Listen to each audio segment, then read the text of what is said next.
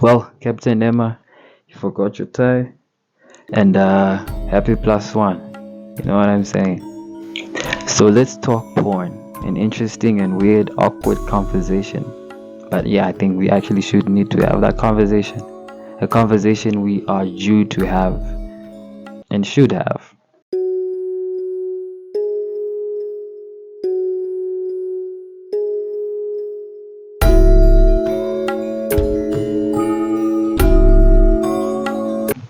So let's dive into this rabbit hole and talk about Ted Bundy and porn and what it can do to a person.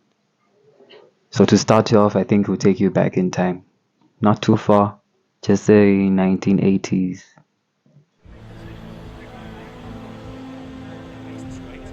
And I'm trying to tell you as honestly as I know how what happened, and I think this is a message I want to get across.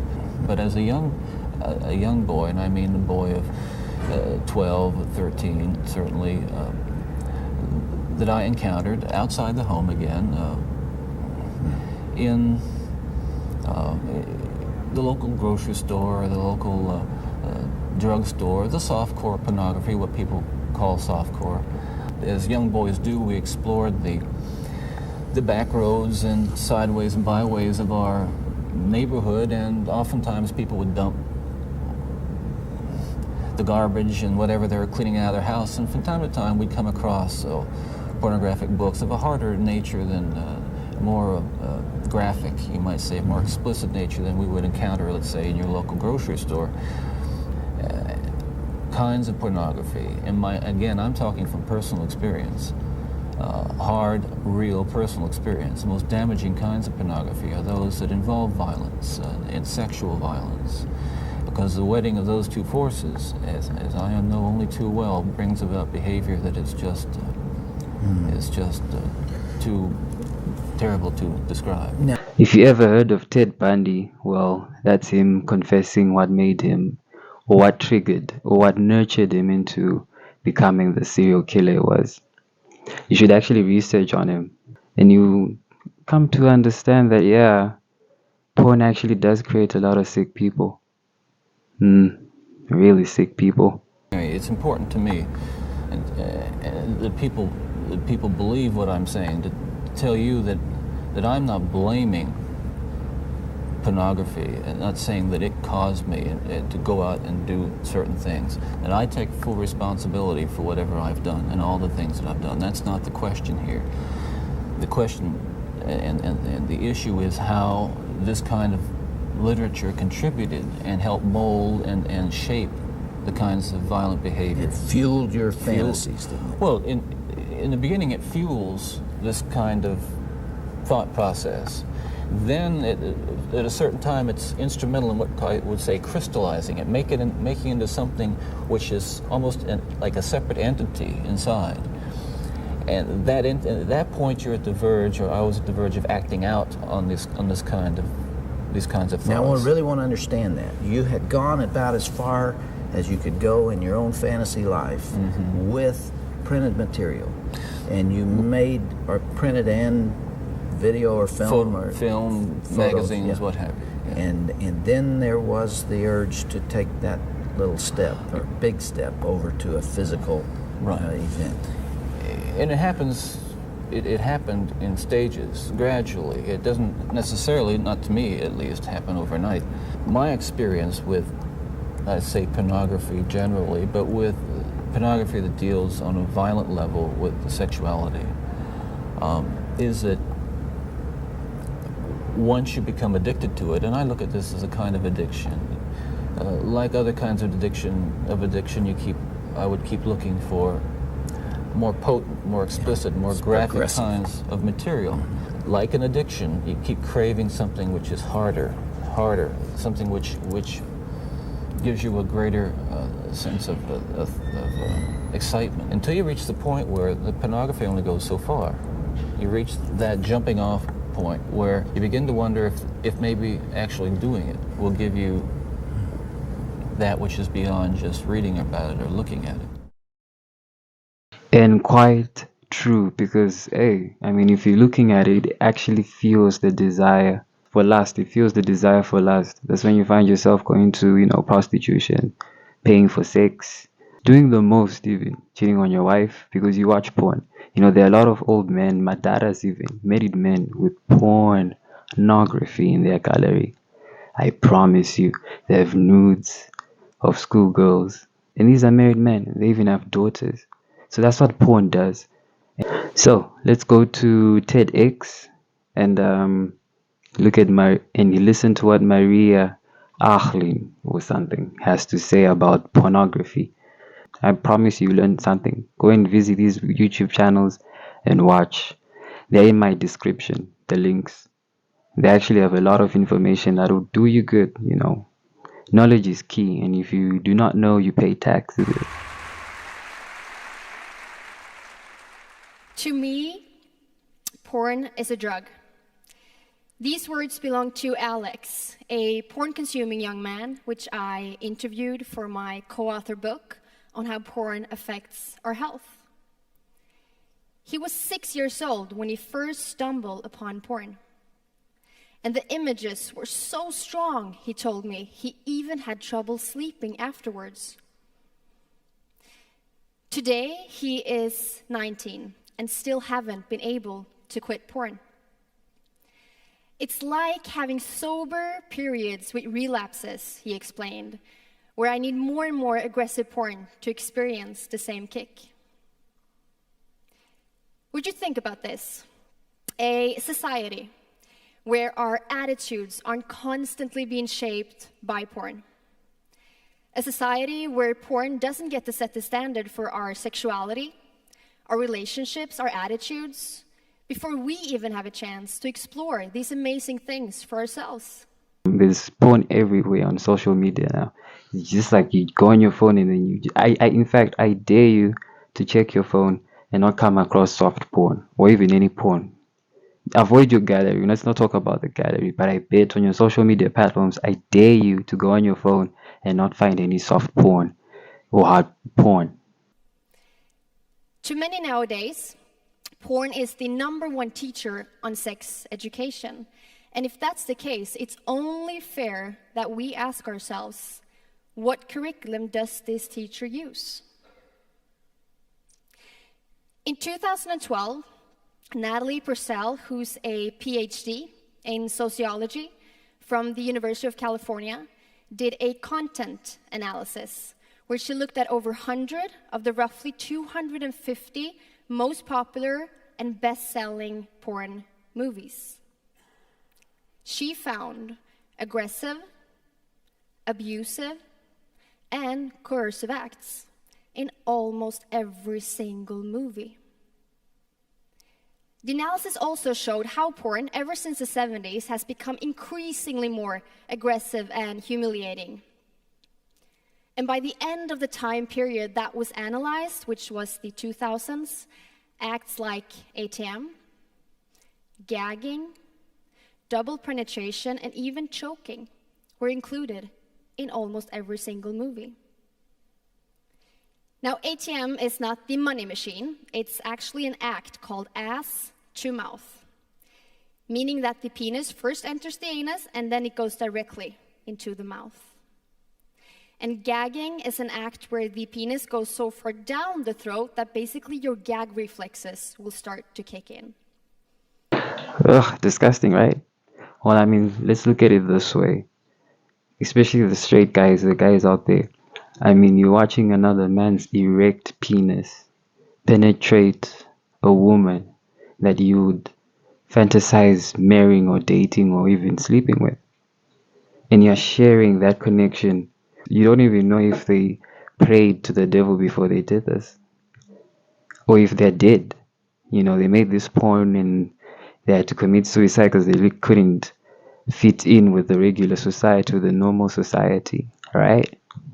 And then you're taking pleasure off of that. Also, about 5 out of 10 scenes contained verbal aggression, which then primarily was defined as name-calling, where the most common names that were used were bitch and slut. Most of the people that were exposed to this aggression were women. And what was their typical response to this aggression, you think? Almost everyone reacted either positive or neutral, almost never negative. In porn, the typical response to aggression is precisely the opposite of what you would otherwise expect in real life. In real life, you will be mad at me for slapping you, but in porn, either you remain neutral or you even groan and ask for more. We just have to stop here for a second and consider the message that this is sending. What pressure, what norms, what standards is created from this? Indeed, what pressure, what norms, what standards are created by this? So porn creates a society of pedophiles, a society of perverts, a society of horny people. Even at work, you're going there to even start, creating some love triangle, love octagons, So, hey, what you feed in your mind is what you become essentially. And it's what you exert as well in public and wherever else you are. So you Bonnie gotta be Blue is going around fucking people in car parks, or in your language, parking lots, and calling it a job. Now, the problem is this. When I was a younger man, I'd have done that. If you find yourself on the 17th of May in Skegness, it's not good, is it, that? That is not good. What do you think, guys? This is what I tell you all the time. You don't like it when I talk about porn because you'll feel guilty, don't you? Because of all your tossing off, you little jerks. I tell you this. It's making you weak.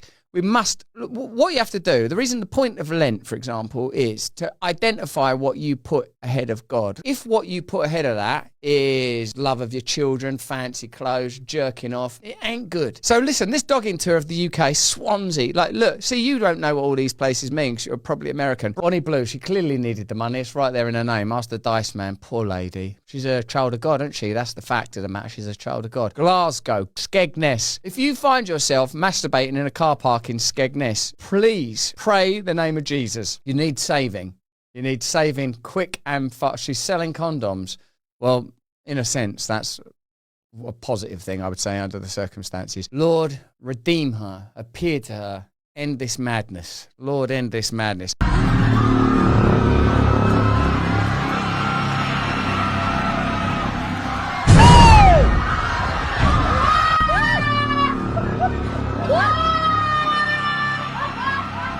This is how you have pedophiles. This is how you have rapists. People, they watch porn and then they have all these fantasies. Some of them have to enact the fantasies. And on top of it, the more you watch porn, the more you want it to be much more disgusting and aggressive. Hey, let's be honest here. Most of you, that's how it is. I'm also guilty. We've been telling you about North Korean soldiers deployed to Russia. More than 10,000 of them have reached Kursk. They will soon join the war against Ukraine. Just one problem, though. These soldiers are distracted. They have discovered something new in Russia, the internet, specifically pornography on the internet. You see, most North Koreans do not have access to the internet. Even when they do, most things are restricted. You can only see state-run websites. But in Russia, there are fewer restrictions. So reports say the North Korean soldiers are addicted to porn. They're supposed to recapture Russian land, but right now, all they're capturing is the Wi-Fi signal. Take a look.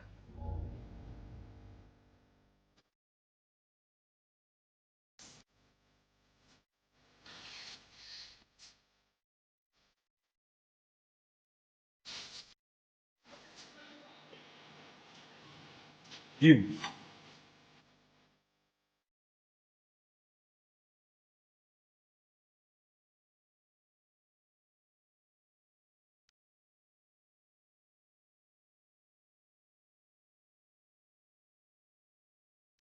Honestly, even the North Korean soldiers are victims to porn.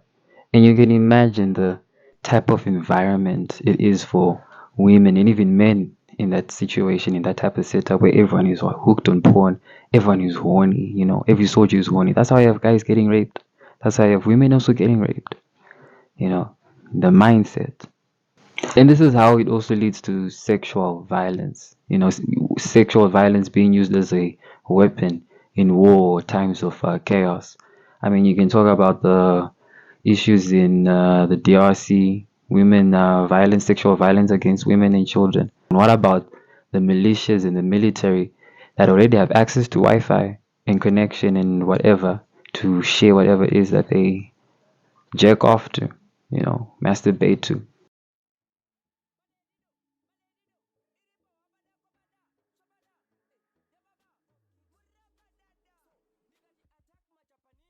And then also, it's not also about the people consuming porn, even the actors themselves. I mean, 90% of them end up committing suicide because, I mean, what a weird job. I mean, it's a weird job. You're not gonna be able to fit in society properly without judgment. And just the reality of like me having sex with as many people as I did and it just becoming the most arbitrary thing in the world is incredibly dangerous for your mental and emotional health. For me to walk into, this studio and a girl to be sitting there and for me not to talk to her or anything and I just walk up to her and start having sex with her and then there's a bunch of cameras around and I'm doing it for these cameras and then I orgasm and then leave and that's my job. That's what I do for my career. That's what I do, 4 or 5 days a week. And I do that for, short of a decade. Like that's going to damage you significantly. Mm-hmm. Suicide is rampant in the suicide and like people are dying of overdose. Probably last time I looked, around 500 people have died of overdose, suicide, and murder over the last 20, 25 years. So this is like the Sean Ryan clips, and this is an interesting YouTube channel. I mean, you should go and check it out. This dude is actually pretty interesting. He's an ex-war vet in America there, and he started this podcast. They actually expose a lot of interesting information. Go and try and watch them and watch this full video. This dude, his name is Joshua Broom, an ex-porn star. So he has a lot to say, and wow. Ugh. And there was HIV outbreaks like in the industry. There were people I had unprotected sex with that had HIV that they died. There was an HIV outbreak that was big enough in the industry that it shut down for, not a long time, but around 2 months. Is that you have a good long-standing career in the industry and then one of the studios that you worked for a lot, you get hired on as a director and then you work as a director. That was the next hopeful progression because not being in the porn industry wasn't an option because being in the porn industry meant you couldn't do anything else. At least that's what they wanted you to believe. But everyone around her was like, you can do whatever you want. You can say that your name is whatever, but I know who you are. You'll never escape from that. You'll always be that person. And she tried really hard, and it's so sad, bro, because she took her life. And the day that she took her life, she posted a photo of herself on the beach saying, "I'm free." So you understand what I'm saying? Like, you're taking pleasure from a dead person or someone who committed suicide, and their porn is still up there. I mean, the company is making money off of it. That's who they are. And you're the consumer. You're consuming evil. I mean, before you go on to start and say that, hey, they're the ones who chose their lifestyle, their career, blah, blah, blah. I mean, you're the one who's consuming that kind of content, that kind of product. You're the one who fuels the demand. So, hey, you're the one who fuels the supply. So you at least have some sympathy over your favorite actors. Your Sarah Banks, Keira Noy, and... There's, 40 of my friends, suicide, overdose. Those porns are still there. You know, it's like, man, if I could encourage someone that's watching that now, it's like, man, you know, there's this like, there's all these things that are true while you don't know if there was force, fraud, or coercion, you know, regarding the scene that you're watching. You don't know how old that person is. Like, you don't know if they gave consent. And then in this situation, what I'm saying is you don't know if the thing in which they did caused them so much pain and hurt that it led to their death, and you're partaking in the thing in which caused their demise, and you're extracting pleasure from it. And that person is dead because of what they did, and they're still making money off of it. And then, you know, with this progressing technology and AI generation, you know, definitely there's going to be some AI porn. And also, your images can be taken and be put in videos to make some porno out of them. With your face, with your probably voice. I mean, that's AI. So you gotta be careful with what you post, especially with your children. A lot of pedos can take your child's photo and then put it in their weird sex fantasy video, AI video.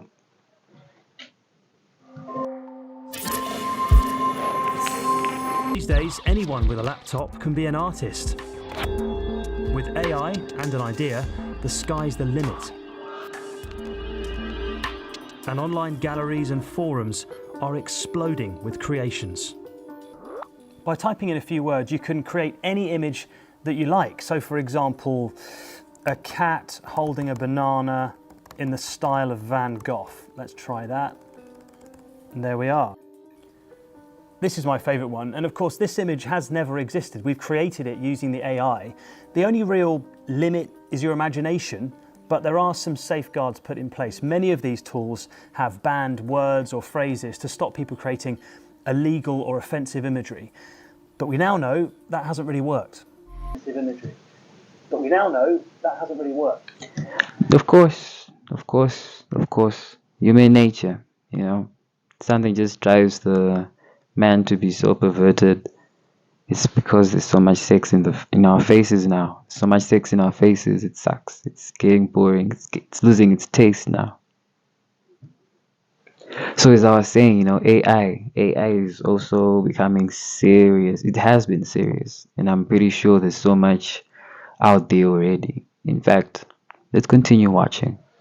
There are only 3 organisations in the whole world who are licensed to actively search for child sexual abuse material, and this is one of them, the Internet Watch Foundation here in Cambridge.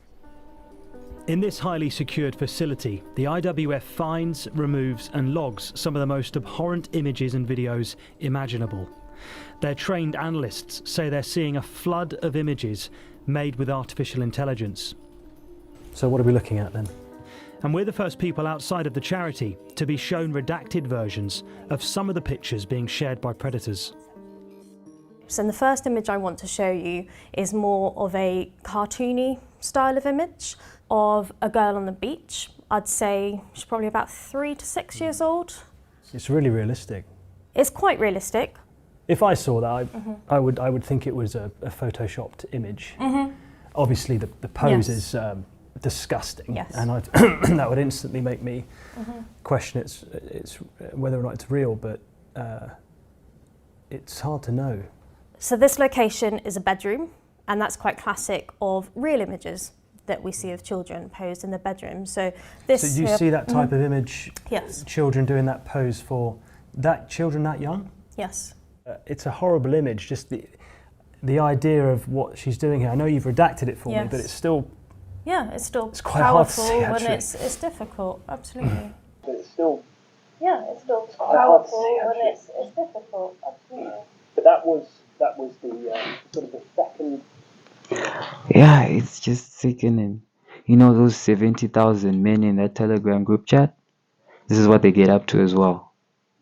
And there's also snuff pornography, you know, where people can be raped and then it's live rape and then you're actually watching that. So with porn, you're not so sure what you're watching, bro. Probably watching some kid getting molested. Probably watching a kid, you know, with teenage porn, teen what team kids and all that. You're probably watching a kid. And even trafficked victims, you don't know whether you're watching a trafficked victim of rape. Most porn, I bet it's rape. I bet so. I bet. But that was the sort of the second most realistic of, I think you were going to show me 11. Just how bad does it get? It gets much more realistic than the one that I showed you. It varies. So from kind of that style all the way up to where it's very difficult to tell the difference between that and a real image. Analysts discovered galleries on multiple websites, some containing Category A material, the most graphic possible. The team says predators are sharing tips on how to trick the AIs into drawing the content, and there's evidence that open source image generators are proving popular with predators. The concern with open source is it's very difficult to control this, because by definition people can adjust and change and create their own versions of that. So you can have a version which has safeguards that prevents this. But as a community project, there's nothing stopping an appropriately skilled person removing these safeguards and creating another version based on the same type of software and the same code, which doesn't have those safeguards. Stable Diffusion is the most popular open source AI image generator. Yeah, Zimbabwean kamaona ka AI generator, you make a plan, you know. And you know, with AI plus the sick human mind, it's a disaster. You can imagine what kind of images people can come up with. And this is child images, you know, they're like pedophiles out there, proper pedophiles. So you see with porn creates pedophiles, it creates perverts, it creates rapists, it creates weak men as well, it creates simps. Believe me, it creates simps. I wonder if Shadiah watches porn. To make a use out of that AI too. And then now here we go on to Candace Owens. She was on Cancel Culture, a podcast by Nick Cannon. An interesting debate. You know, these are some of the things I also want you to go and check. Like I said, the link is in the description. You can just check it out. I will tell you a non-conspiracy that you can look up right now, and I'm going to blank on his name, but there is a guy, and if I grab my phone, I'll be able to look it up for you. Literally on his Wikipedia page, it literally says, "We created pornography," because I believe the eyes and the ears are the window to the soul, to crush Christianity. He just said in an open statement, this is why we created pornography. This is why and this was back in the 70s. He was the person that brought hardcore porn to the scene. He was like, this is the reason why, to crush Christianity. He said this openly. So it's not a conspiracy when a person is telling you why they control the pornography industry and what they're trying to do. And pornography impacts spirit. Okay? Pornography definitely it is making impacts spirit. People want more demented and more deranged. They don't even know what healthy sex is. All of this is not by accident. So when they outwardly tell you what they're doing, and I'm going to get his name for you because I want to make sure that people can look this up. It'll be in the comments. On his Wikipedia, where he literally said that. This is why we control the pornography industry, to crush Christ. We hate Catholics and we hate Christianity. Now you say today, is that a conspiracy? If I quote him, I'll tell you who he is. He was the founder of Screw Magazine. Right. I mean, and that sounds logical. Like, to me, that's not as far-fetched as there's the conspiracy is against agenda. Christ. That's my belief. I believe, and that's why I say you have to start with understanding that there is a conspiracy. Okay. But it's not a conspiracy theory. There is a conspiracy. It's a conspiracy. And it is a conspiracy against Christ. Okay? Which is why I say, Spiritual how is warfare. Hollywood, how is it plausible that it is a literal inversion of the Bible? They don't agree with one point, not even one point of the Bible. We can't even say women and men are different anymore. Like, can we agree on one point? They're like, no, we have to take the Bible and say everything about it is wrong. But can we zoom out just a little bit? And just even to your point, if there's a conspiracy against Christ, which is your spiritual beliefs of like, this is the right way to live your life, the good way. The way, the truth, and the light. The truth and the life. Nick. Why are you trying to sound so smart, bro? I mean, hey, Candace Owens is way smarter than you, bro. And if you try and prove her wrong, she'll whitewash you on your own show, which is clearly what's happening. I mean, know your crowd. I mean, if you're someone smarter than you, accept that. Because you're talking spirituality. You're not talking individualism.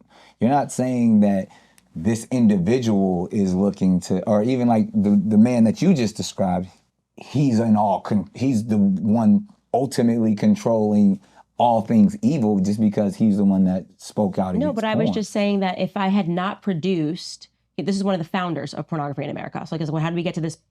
How do we start from everyone's going to church, families are together, to now OnlyFans, right? Pornography was introduced into the American psyche for a reason, and it is in a war against your spirit. It is meant to disrupt your relationships. It's meant to pollute the idea of monogamy. It is a weapon. I want to be very clear. Pornography is a weapon. Okay? I'm going to have you look up Sav, founder of Screw Magazine. Al Goldstein. Yeah. Go to his Wikipedia page. You'll find the direct quote of what Al Goldstein said. I actually want you to find the direct quote of what Al Goldstein said about Christianity. Now, if I had said it and it wasn't Al Goldstein, I'd be called a conspiracy theorist. Right? This is one of the weapons. Pornography is one of the weapons that is being used against Christ. And yeah, pornography is satanic. I really do believe so. I mean, at some point I was like losing it. I mean, I admit I did watch pornography. I started watching it when I was probably like, what, grade 7? That's when I discovered it. Grade 5. That's when I discovered it. You know, it boggles your mind. It changes your perception for women. You even begin to lose respect for the women you're not sleeping with and for the women that you actually sleep with. You know, especially the women that you sleep with. You're just expecting like kakaka and then you're out. Just like in porn, you're not, you know, porn is bad education for romance and love and relationships. I don't know why anyone would suggest watching porn to fix a relationship. Okay, watching people essentially, what I would say is act out a demonic fetish is not okay. They understand that it's real, but they're going to tell you that this is just free speech. No, you are watching liberation. This is not liberation. This is enslavement. You are watching rituals. Demons are jumping inside of you when you watch this stuff. Now, I wouldn't have said this when I was in high school because I learned in high school, in health class, in sex ed, that it's healthy to watch a little bit of porn. Do you not see a conspiracy in that? It's a little healthy to know what's going on. No, it's not, because that's not what's going on. They're setting your tastes. Right. That's what I'm saying. These are the taste makers. They are setting your tastes. This is not normal, and it's getting more and more deranged. So when you see this explosion of men that are homosexual, my husband has a theory that all pornography is homosexual porn because men are watching other men have sex with other women. Exactly. She's so right. And her husband as well. He is so right.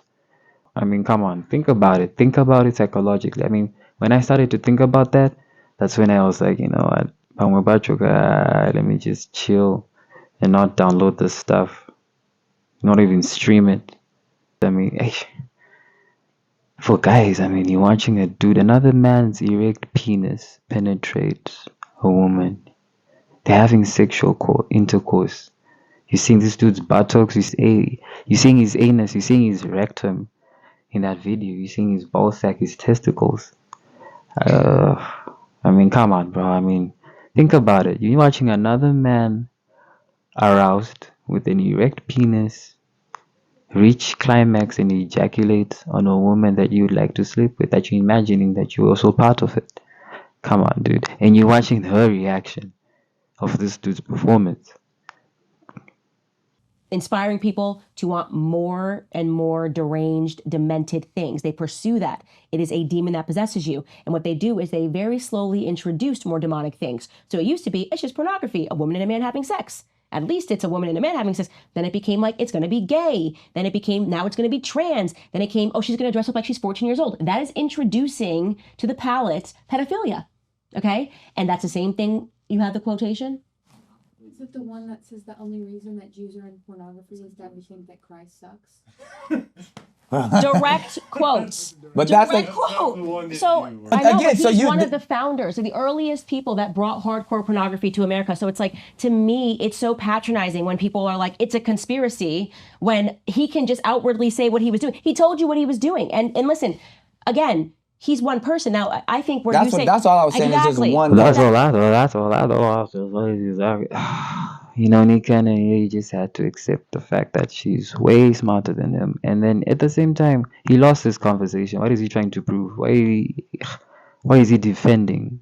It's a real addiction. There are old men, people with family, fathers with kids, have like full videos of porn in their phones. I promise you. I've seen guys like that. I've seen fathers like that. They have full videos of pornography in their phones. and you wonder, wow, am I going to be like this dude when I age? No, no, no, no, no. I mean, nah, I'm not going to be like that. And I mean, wow, it's crazy because the most that I've kept was like 20 videos, you know.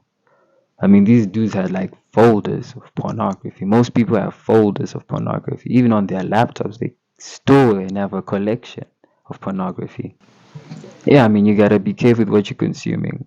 You know, at the same time, you're gonna consume some ritualized pornography, or with AI, you're gonna consume AI generated porn, even paying, and then you're thinking that you're watching real people. But you know what? That's even better. It serves you right. Because why would you even want to watch real people? I mean, human beings are, I think they're, allegedly, I think they're the only animals that mate facing each other, you know, with eye contact, making eye contact, connecting the soul. And I think also the only animals that do not mate while other animals are watching. But now, we've been watching each other mate. It's crazy. With people liking all those Balthazar and collecting all those Balthazar videos. I wonder what his life is like right now. Probably miserable. And then yet you guys are here enjoying the pleasure, getting pleasure out of that, out of those videos. You should ask yourself, are you really becoming normal? And I actually think that the porn industry, sex toy industry, and the health industry, you know, these contraceptives, these birth control, whatevers, have the same investors. I bet, I promise. Yeah, so I mean, there you have it. I do not have the particular reasons or list on how I can help you to stop watching porn, but these clips and videos I've shown you, I think you should consider the aspect of your mental health, spirituality, and self-respect and respect for others as well. I mean, for women especially, to consider why you shouldn't watch porn. I mean, it's just weird at the same time. I mean, come on. You're also aroused at the same time with the next person who's, I don't know, maybe probably 5 houses down your house, and he's watching the same video, and you're both aroused and you're both masturbating onto that, out of that. And you're masturbating onto that. That's a universal orgy or a online orgy, if you will. You want to be part of an online orgy. That's what it is. I mean, think about it. And you even lose respect for women. I mean, I couldn't now resist always having to not turn my head back each time I see a woman cross by, because I want to see how big her buttocks are, her legs, and everything else, or how built she is. You check. That's pornography. It makes you now want to compare women a lot. And then even women, you know, women probably watch romantic soft pornography movies and whatnot. That also boggles your mind. Even reading pornography. I mean, imagine reading pornography. You're reading sex. You're reading sex. Yeah, that's much more. I mean, wow, because you're going to have to create the visuals in your mind. You're going to have to be creative while you're reading sex.